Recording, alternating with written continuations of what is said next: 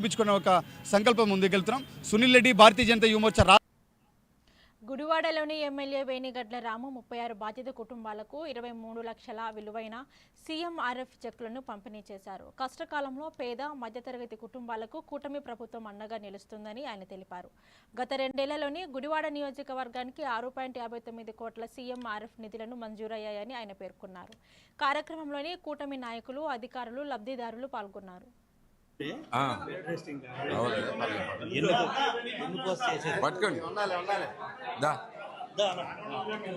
డబ్బులు దిగు బయటికి లాగుతావు.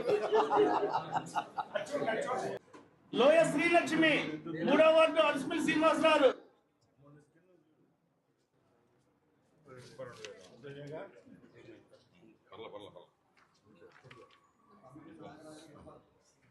మమ్మిడి నాగరాజు ఎలపర్రు.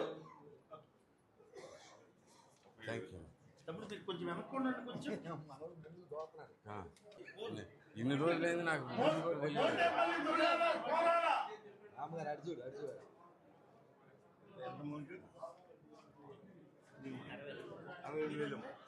అరవై 68,000 అంట. చీరాల